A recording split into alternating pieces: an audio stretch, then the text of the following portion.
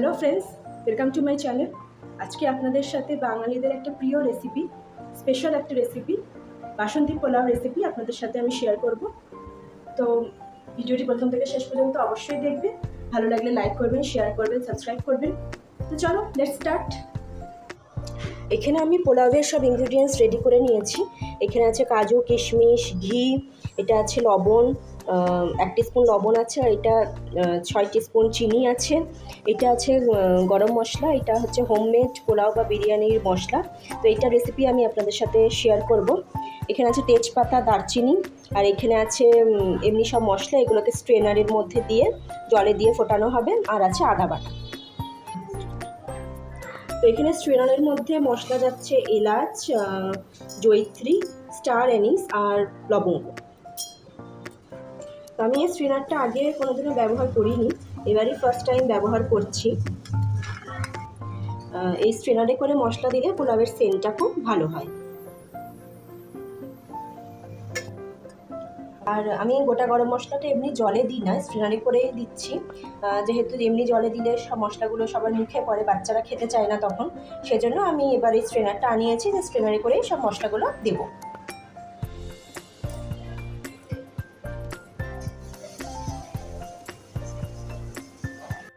এবার আমি আতপ চালের মাপটা দেখাচ্ছি।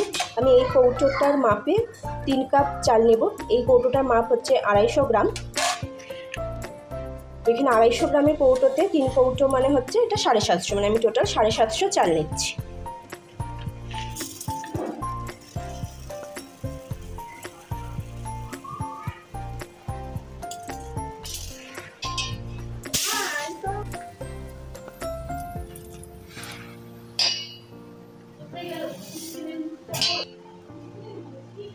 এবার চালটাকে ভালো করে ধুয়ে একটু শুকাতে দেব।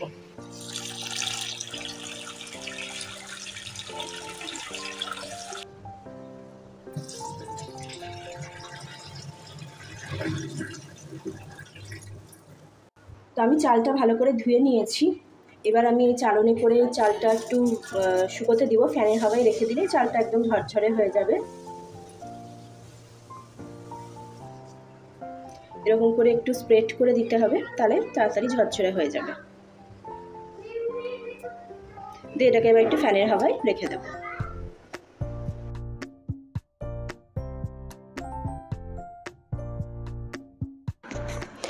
এবার আমি জলটা বসাবো, জলটা একটু ফুটবে, তখন এটা পোলাওয়ের সাথে মেশাতে হবে। তো পোলাওতে কিন্তু জলের মাপটা খুব গুরুত্বপূর্ণ, যতটা চাল দিতে হবে তার ডবল জল দিতে হবে। আমি এই কৌটোর মাপে 3 কৌটো চাল নিয়েছিলাম, সেখানে আমাকে এখানে 6 কৌটো জল দিতে হবে। জল এবং চালের পরিমাণ আর পরিমাপ যদি ঠিকঠাক দেওয়া হয় তাহলেই পোলাওটা একদম পারফেক্ট হয়। জল যদি কম বেশি হয় তখন কিন্তু পোলাও একদম ঝরঝরে হবে না, তখন স্টিকি হয়ে যেতে পারে। আমি জলটা বসিয়ে দিয়েছি, এবার এতে একে একে সব মশলাগুলো দিয়ে দেব। প্রথমে আমি দিচ্ছি তেজপাতা, আর দারচিনিটা হচ্ছে এমনি জলেই দিয়ে দিব, আর এর সঙ্গে আমি স্ট্রেনারে যে মশলাটা ভরেছি সেই স্ট্রেনারটা আমি জলের মধ্যে দিয়ে দেব।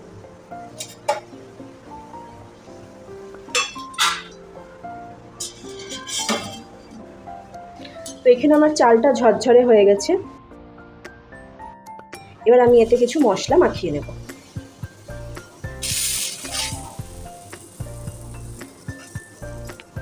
তো আমি এর মধ্যে দিচ্ছি হলুদ, যেহেতু বাসন্তী পোলাও হবে সেজন্য হলুদটা একটু পরিমাণ মতন একটু বেশি দিতে হবে, না তো রঙটা খুব ভালো হয়। আর দিচ্ছি এখানে আদা বাটা,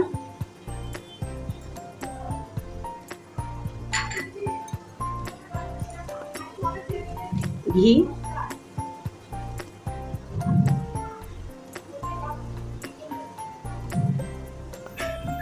আমি এখানে 2 টেবিল চামচ ঘি দিলাম। আবার যখন কাজু কিশমিশটা ভাজবো তখন আবার চালটা ভাজা হবে, সেজন্য তখনও আবার ঘি দিয়ে ভাজবো বলে আমি 2 চামচ ঘি দিলাম। এখন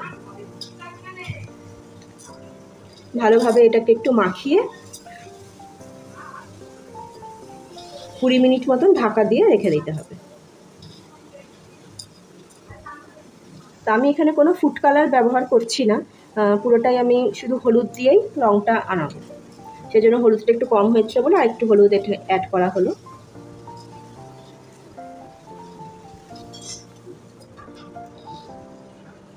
এই পদ্ধতিতে পোলাও করলে পোলাও কিন্তু হবে একদম ঝরঝরে, একটুও স্টিকি হবে না বা একটুও গলে যাবে না। আপনারা পুরো স্টেপ বাই স্টেপ ফলো করে করবেন, আপনাদেরও সবার পোলাও কিন্তু এরকম ঝরঝরেই হবে।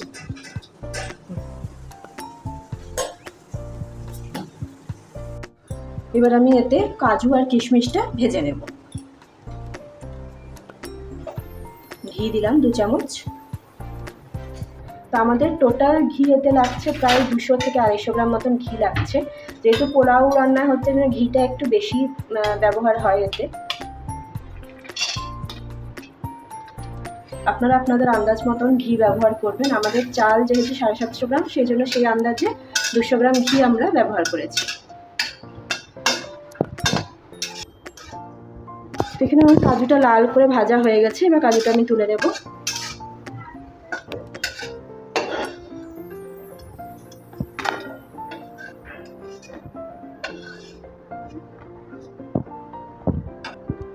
এবার কিশমিশটা ভাজছি।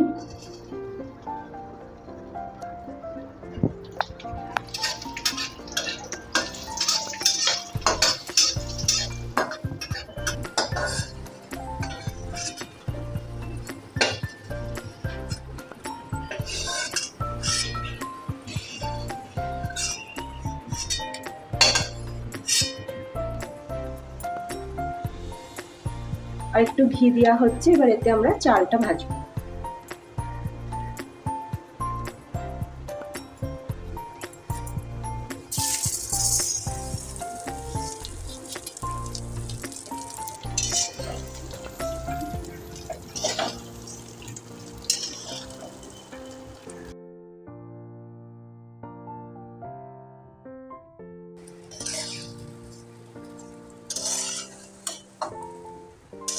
তো দেখছো বন্ধুরা কালারটা কত ভালো এসছে। তো আমরা ফুড কালার ব্যবহার করি না, আমরা সম্পূর্ণ এটা হলুদ দিয়েই এই কালারটা আনার চেষ্টা করি। তো অনেকেই ফুড কালার ব্যবহার করে, কিন্তু আমরা শুধু হলুদ দিয়েই পোলাওটা করি।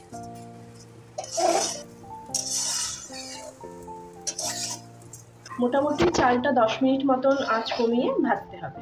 তারপর এর মধ্যে যে জলটা ফুটছে সেই জলটা এতে মিশিয়ে দিতে হবে। এবার আমি এখানে চালের সাথে গরম মশলা গুঁড়োটা মিশিয়ে নেব। এটা কিন্তু হোমমেড মশলা, আমাদের পোলাও বা বিরিয়ানির জন্য আমরা এই মশলাটা ব্যবহার করি।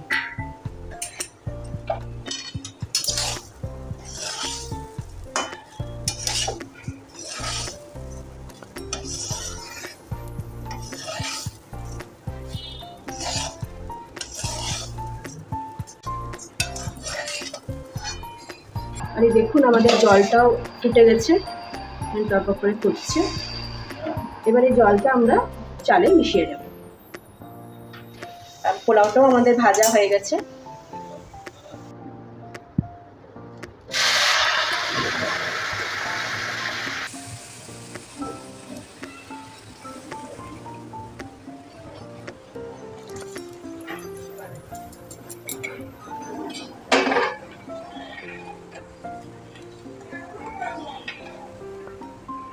এই দেখুন পোলাওটাও ফুটতে শুরু করেছে।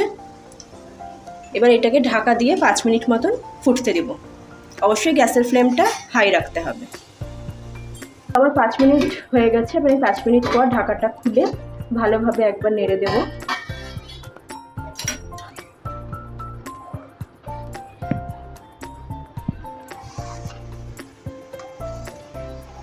এর মধ্যে কাজু কিশমিশ মিশিয়ে দেব। এবার এর মধ্যে লবণ আর চিনিটা অ্যাড করে দেব।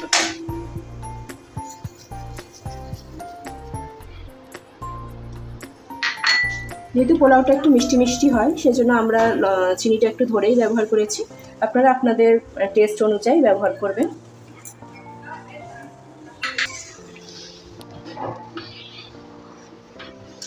ভালোভাবে মেশানো হয়ে গেছে। এবার এটা 10 মিনিট মতন ঢাকা দিয়ে রেখে দেব। গ্যাসের ফ্লেমটা লো রাখতে হবে। লাস্টে 1 চামচ মতন ঘি মিশিয়ে দিলাম।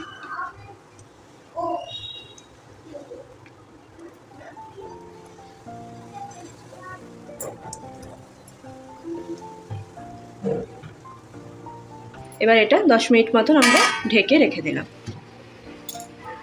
মিনিট পর গ্যাসের ঢাকনাটা কড়াইয়ের ঢাকনাটা খুলে এটা একটু নেড়ে দিতে হবে।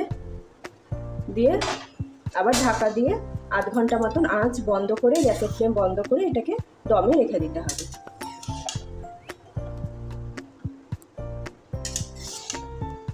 এটা ভাপে ভাপেই হয়ে যাবে। ভালো করে নেড়ে এবার গ্যাসটা বন্ধ করে দেব।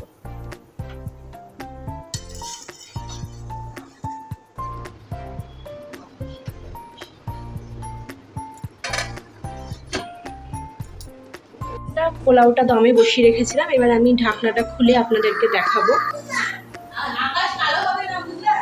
এই দেখুন, পোলাওটা থেকে খুব সুন্দর গন্ধ বেরিয়েছে, আর এই দেখুন কতটা ঝরঝরা হয়েছে। তো বন্ধুরা, খুব সহজেই তোমাদের সাথে বাসন্তী পোলাও রেসিপি শেয়ার করলাম। তোমরা বাড়িতে এইভাবে ট্রাই করো, দেখবে পোলাও একদম পারফেক্ট হবে। আর পোলাওয়ের সাথে আজকে আছে মাটন। তো পোলাওয়ের সাথে একটু মাটন না হলে ঠিক ব্যাপারটা জমে না, সেজন্য আজকে মাটন হয়েছে।